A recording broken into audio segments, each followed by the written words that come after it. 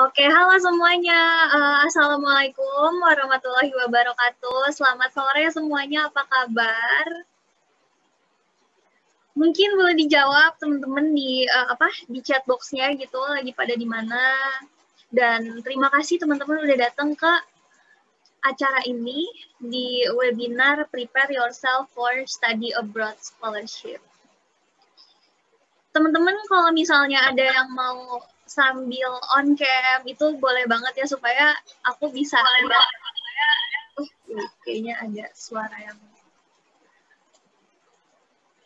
oke. Jadi teman-teman kalau misalnya ada yang mau on cam boleh banget. Jadi aku bisa lihat mukanya teman-teman juga gitu di sini karena ya sedihnya karena lagi pandemi gini kita akhirnya bisa ketemu berbatas sama layar gitu. But I feel really excited to meet you all here.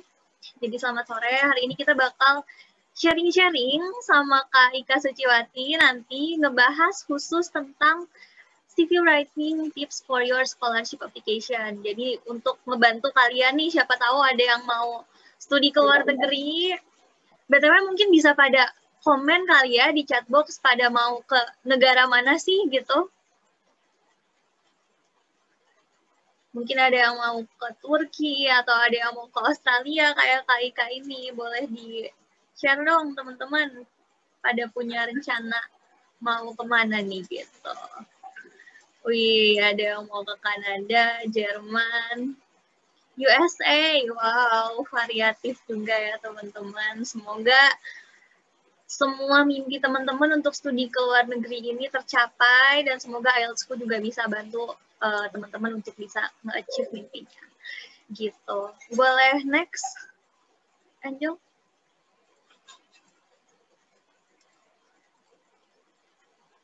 Oke, jadi aku mau bahas session rules-nya dulu. Nomor 1 udah clear ya, teman-teman udah di sini. Thank you yang udah coming, dan thank you juga yang udah on time. Lalu ID peserta menggunakan nama asli. Dan kalau misalnya on cam, berpakaian yang sopan.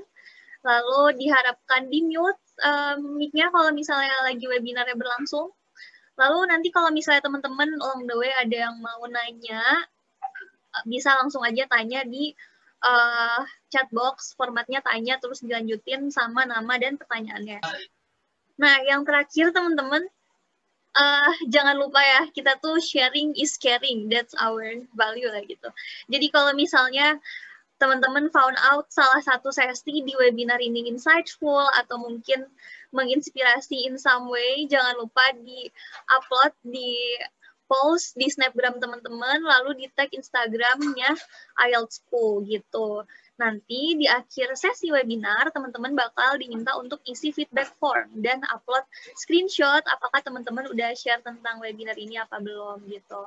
Kalau misalnya teman-teman isi feedback form, nanti teman-teman bakal dikirimin e-certificate sama timnya IELTSku. Jadi jangan lupa ya buat share apa yang teman-teman dapat akhirnya dari webinar ini. Next.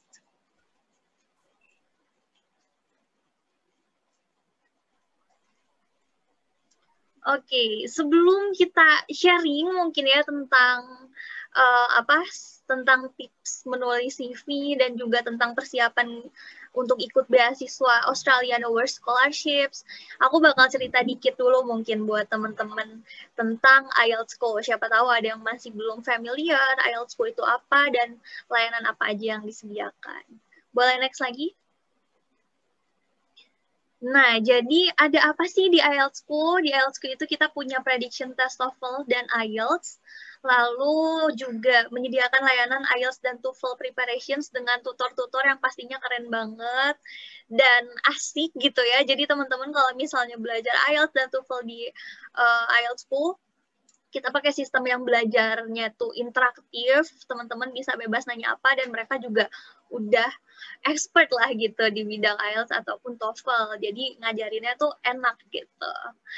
Lalu yang mau juga bisa communicate atau bisa lancar bahasa Inggris, di IELTSku bisa dilatih, dan tips and trick bahasa Inggris. Jadi biar proses belajar teman-teman tuh lebih efektif, efisien gitu ya.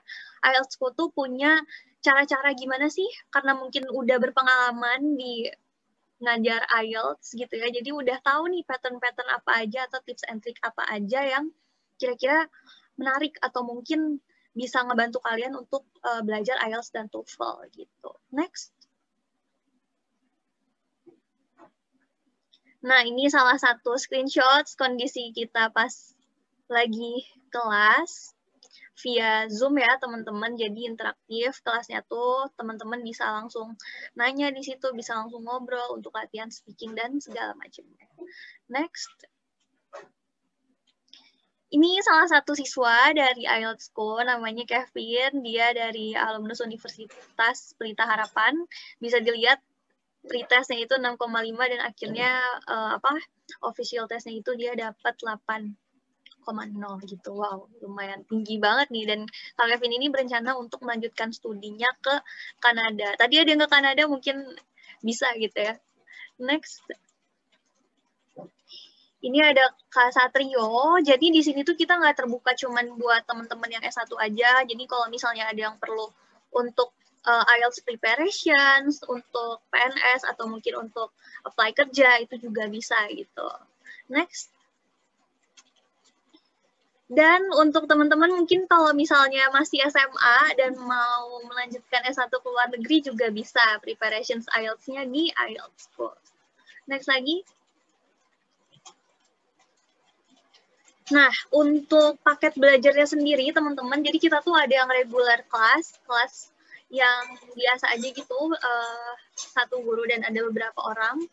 Terus ada privat juga, jadi mungkin teman-teman ada yang, aduh aku tuh nggak bisa fokus kalau misalnya belajarnya banyak kan, gitu. Makanya mau privat bisa banget, ada disediakan. Terus ada lagi mentoring atau persiapan beasiswa S2. Jadi nggak cuma belajar bahasa Inggris aja, untuk program ini tuh teman-teman bisa dipandu nih untuk esainya, untuk persiapan interview, dan berbagai macam keperluan untuk teman-teman bisa prepare for your study abroad scholarship. Next. Ini salah satu contoh kelas-kelasnya di IELTS-ku. Next lagi. Nah, ini ya spesial buat teman-teman yang datang ke webinarku hari ini. Kita ada spesial promo. Pertama untuk kelas TOEFL. Jadi kelas TOEFL di IELTS-ku itu murah banget, teman-teman. Sebenarnya tinggal 100.000 aja teman-teman udah bisa dapat fasilitas-fasilitas ini gitu.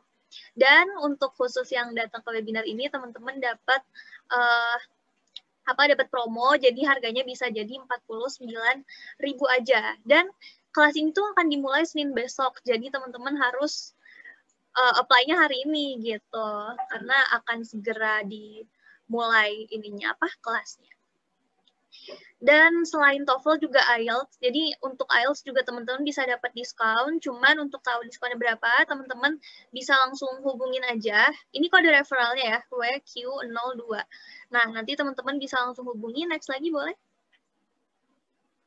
Teman-teman bisa langsung hubungi di nomor ini, di WhatsApp juga boleh, untuk nanya-nanya soal kalau misalnya mau apply IELTS atau kelas TOEFL. Kayak gitu teman-teman, untuk singkatnya mungkin cerita tentang IELTS-ku. Nah, sekarang kita lanjut nih ke acara utamanya, yaitu sharing tentang study abroad scholarship. Di sini udah ada Kak Ika. Halo Kak Ika, apa kabar? Oke, boleh next dulu. Mungkin aku bacain CV-nya dulu ya, teman-teman, sedikit tentang Kak Ika.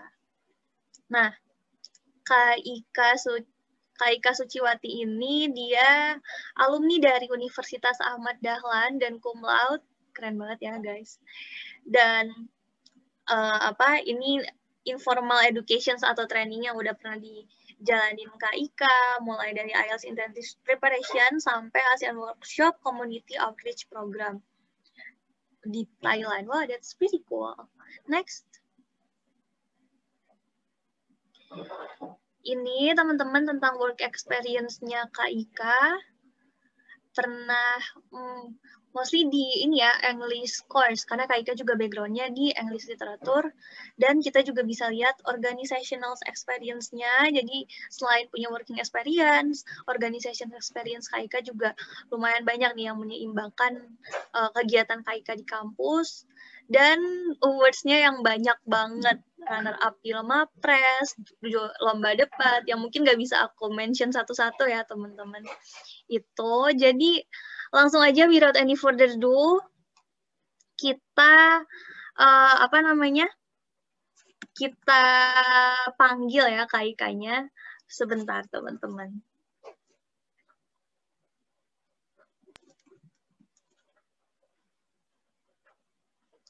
Sebentar ya teman-teman.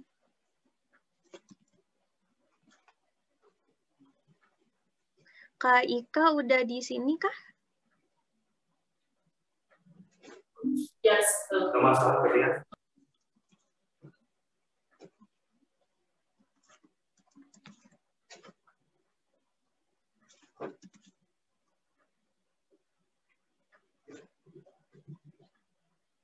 Oh iya, teman-teman mungkin dari panitia boleh tolong di-unmute dulu, dijadikan co-host.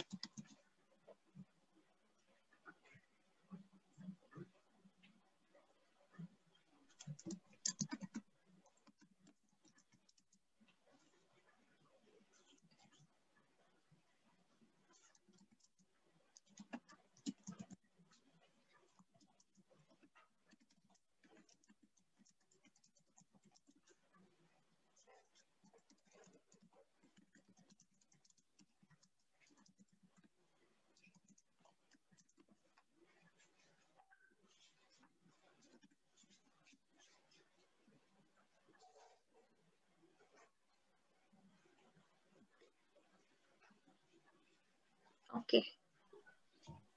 Oke, halo Mbak Devira. Halo Kak, selamat sore. Apa kabarnya Kak Ika? Selamat sore, baik, alhamdulillah. Sebelumnya ini di tempat saya agak gelap karena memang 1 jam lebih awal dibandingkan teman-teman yang WIB. Jadi mohon maaf kalau agak sedikit gelap ya. Oke, tetap terang kok Kak. Oke, siap. Oke.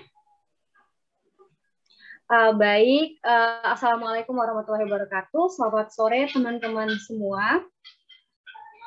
Sebelumnya terima kasih banyak kepada IELTS-ku yang telah memberikan kesempatan kepada saya sehingga saya hari ini bisa atau berkesempatan untuk berbagi pengalaman atau berbagi sedikit ilmu khususnya terkait dengan bagaimana cara menyusun CV. Tapi selain itu, setelah menjelaskan terkait dengan CV atau menunjukkan CV saya juga, nanti boleh sebagai referensi teman-teman, saya juga akan menjelaskan sedikit terkait dengan Australia Awards. Karena berhubung sekarang sedang buka pendaftaran sampai 30 April, jadi harapannya teman-teman juga bisa lebih siap untuk mendaftarkan diri dan insya Allah bisa menjadi salah satu awardee Australia Awards.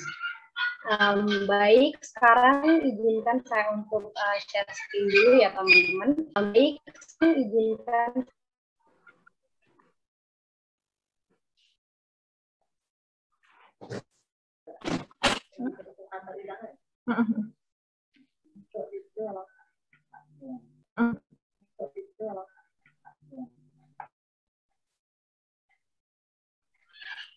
Baik, teman-teman, apakah slide-nya sudah kelihatan?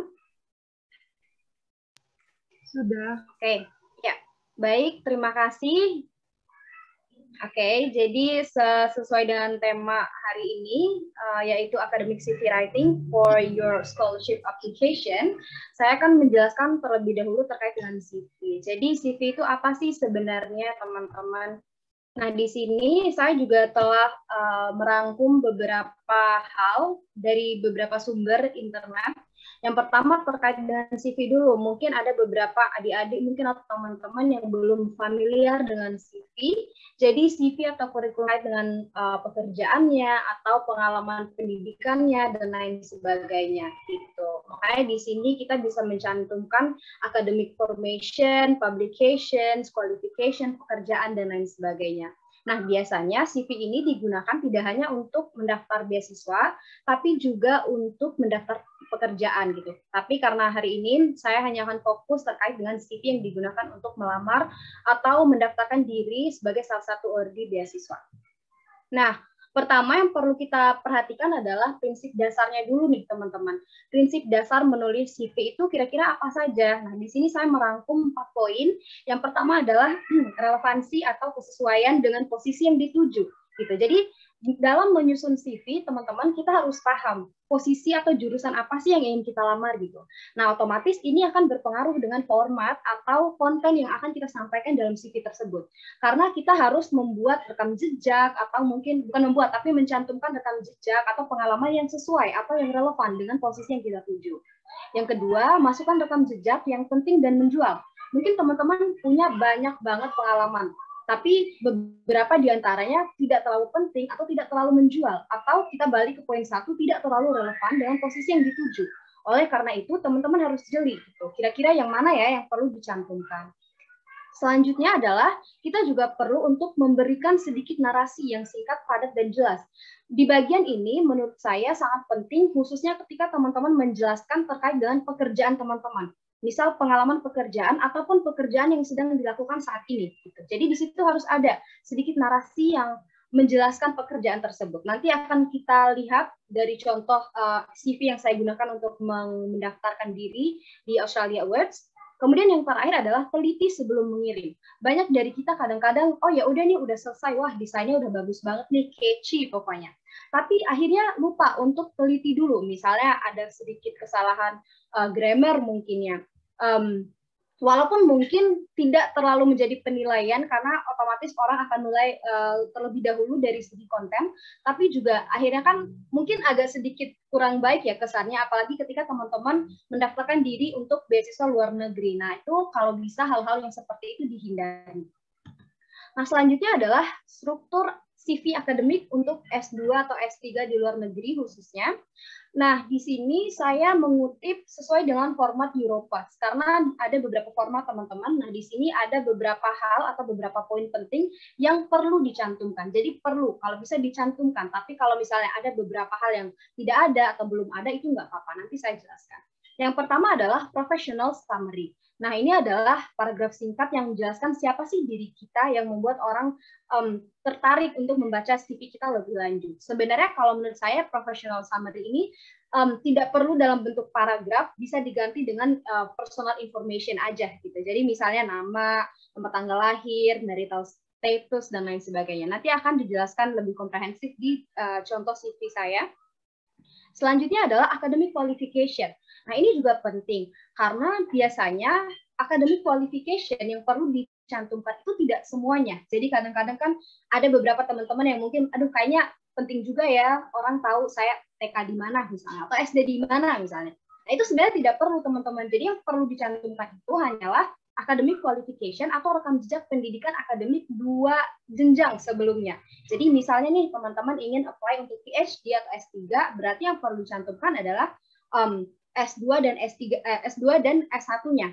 Nah, begitupun sebaliknya ketika teman-teman ingin mendaftar untuk master, maka yang perlu dicantumkan adalah riwayat pendidikan S1 dan juga pendidikan SMA-nya. Gitu. Jadi tidak perlu sampai SMP, SD, TK, semua itu nggak perlu. Gitu. Jadi yang perlu adalah 2 rekam atau riwayat sebelumnya atau 2 jenjang sebelumnya.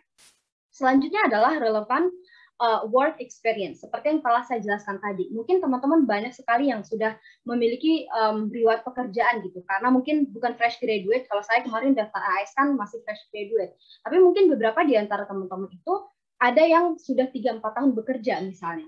Nah, tapi kita harus mencari atau mencantumkan pekerjaan atau pengalaman pekerjaan yang relevan untuk dicantumkan. Misal teman-teman ingin daftar TESOL misalnya, atau Teaching English to Speaker of Other Language. Maka yang perlu dicantumkan adalah pengalaman pekerjaan yang terkait dengan teaching misalnya, atau mengajar, baik itu mengajar bahasa Inggris kalau bisa, atau mungkin terkait dengan kurikulum. Mungkin teman-teman pernah berpartisipasi dalam menyusun kurikulum, baik itu dengan pemerintah atau mungkin dengan lembaga atau institusi teman-teman sebelumnya. Misal di kampus pernah ada kegiatan, terus teman-teman bertanggung jawab untuk menyusun kurikulum misalnya atau textbooknya misalnya. Nah, itu bisa dicantumkan. Jadi keep in mind bahwa yang perlu dicantumkan itu adalah relevant work experience.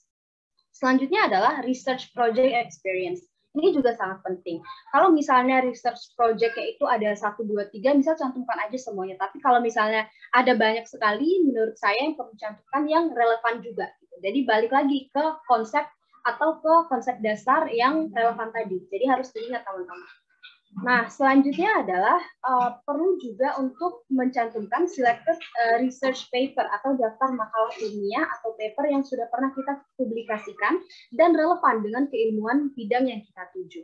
Gitu. Jadi selain research project, misalnya pernah membantu dosen dalam sebuah research misalnya, atau kalau misalnya teman-teman memiliki research paper sendiri yang pernah dipublikasikan, itu silahkan dicantumkan. Nah, selanjutnya adalah awards and scholarship. Misal teman-teman nih pernah mengikuti kegiatan yang diselenggarakan oleh Kemendikbud misalnya, atau Kementerian Pendidikan, atau tidak perlu harus kementerian, misalnya lomba apapun itu, yang penting itu menjual, penting dan juga relevan, silakan dicantumkan. Gitu. Selanjutnya adalah, nah ini juga penting terkait dengan language proficiency. Apalagi kalau teman-teman kan tadi kebanyakan ingin mendaftar beasiswa luar negeri, misalnya beasiswa untuk ke Kanada atau untuk ke Thailand misalnya. Nah itu kan rata-rata negara-negara tersebut itu membutuhkan sertifikat bahasa yang sebagai salah satu syarat utama, baik itu TOEFL, baik itu IELTS misalnya. Nah itu harus dicantumkan di CV teman-teman. Jadi walaupun nanti akan ada kolom di mana teman-teman akan mengupload berkas, misalnya kalau di AS kan pasti bukti sertifikat IELTS-nya harus diuploadkan, tapi itu juga sebaiknya dicantumkan di CV gitu. Jadi ketika orang membaca riwayat hidup kita, orang akan langsung lihat, pemberi beasiswa langsung lihat, oh ternyata IELTS-nya sudah segini atau TOEFL-nya sudah segini misalnya. Nah itu harus dicantumkan. Nah, selanjutnya adalah certificate and professional membership. Nah, kalau misalnya teman-teman pernah ikut asosiasi atau beberapa sertifikat pelatihan atau sertifikasi keahlian, itu bisa digunakan. Mungkin beberapa dari teman-teman pernah ada yang ikut ini asosiasi interpreter di Indonesia misalnya. Nah, itu bisa dicantumkan, atau mungkin di keilmuan yang lain, mungkin dari public health, terus pernah ikut professional membership apapun, itu ya silahkan dicantumkan juga. Nah, ini juga relevant skills, kalau jika diperlukan. Nah, kalau bisa, carilah keterampilan lain, carilah keterampilan yang relevan, menjual, dan tidak banyak orang bisa. Misalnya, teman-teman ada yang bisa atau menguasai 3 atau 4 bahasa, misalnya bisa bahasa Spanyol, bisa bahasa Thailand misalnya, atau mungkin bahasa Inggris, atau bahasa apa gitu. Nah, itu kan sesuatu keterampilan yang tidak semua orang bisa dan relevan mungkin dengan tujuan atau dengan jurusan yang diambil, atau mungkin menjual juga kalau menurut saya.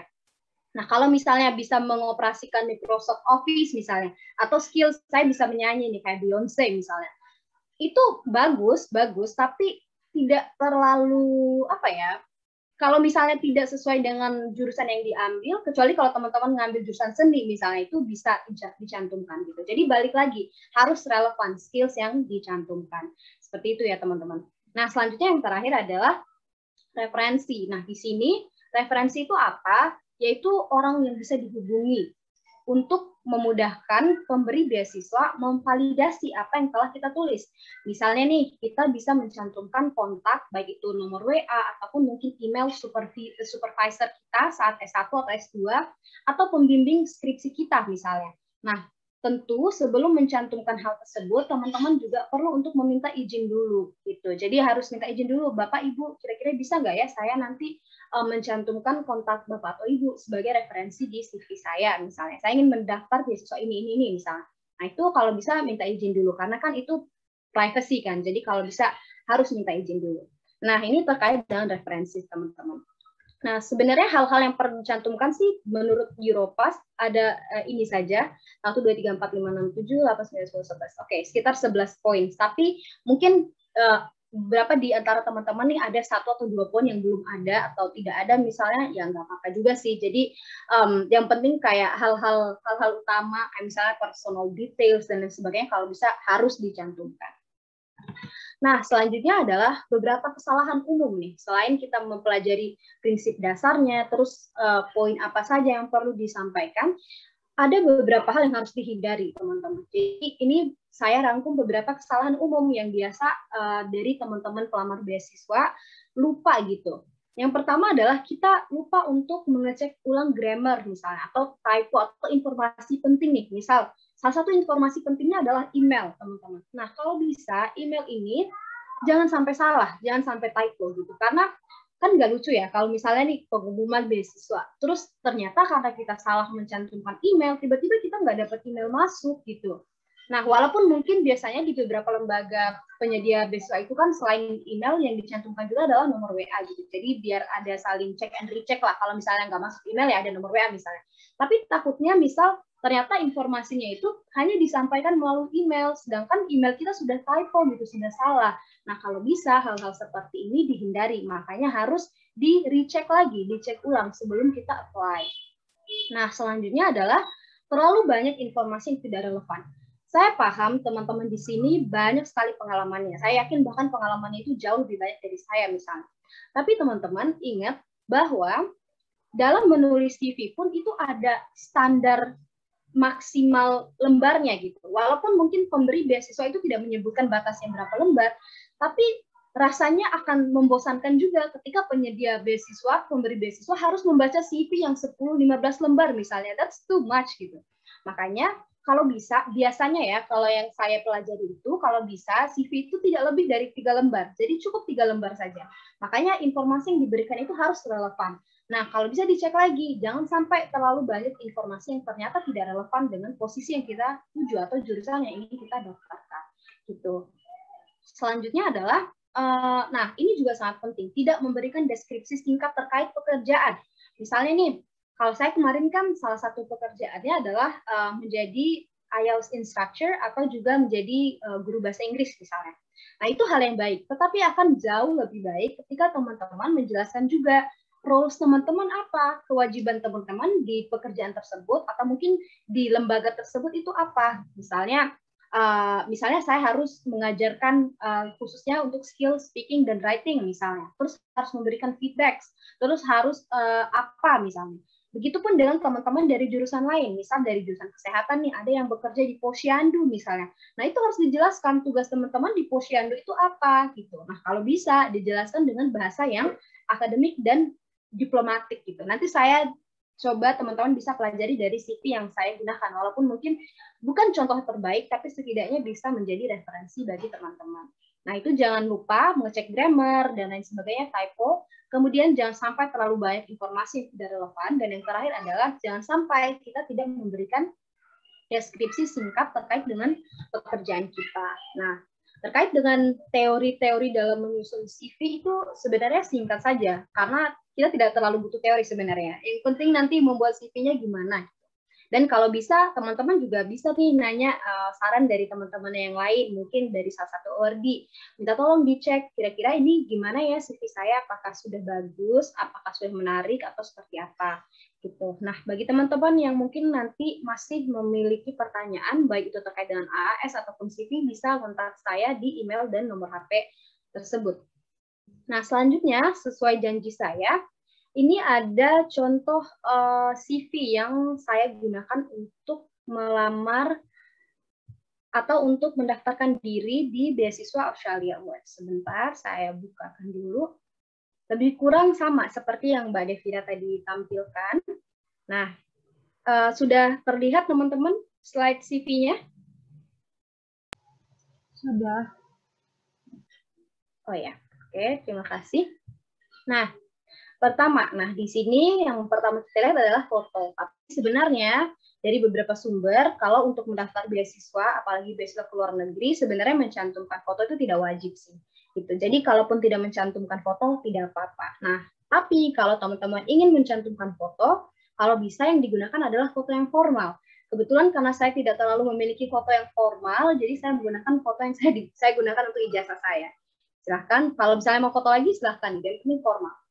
Nah, selanjutnya adalah di sini, tentu personal information comes first. Personal information dulu yang harus dijelaskan sebelum pergi ke awards, achievements, dan sebagainya. Yang pertama adalah informasi personal. Pertama, misalnya nama lengkapnya, kemudian alamat, kontak number, email, misalnya nationality jika diperlukan, status. Nah, terkait dengan status ini bisa juga diganti dengan marital status misalnya. Apakah kalian married atau single misalnya. Nah, di sini, oh ya, gender juga diperlukan. Di sini saya tidak mencantumkan hobi dan lain sebagainya.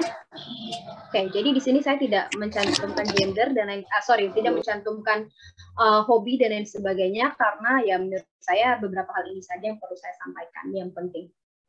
Nah, selanjutnya adalah formal education background. Seperti yang telah saya jelaskan tadi, cukup 2 jenjang terakhir. Nah, jenjang terakhir pertama saya adalah tentu di S1, program S1 saya yaitu di English Education Department dari Universitas Ahmad Dahlan.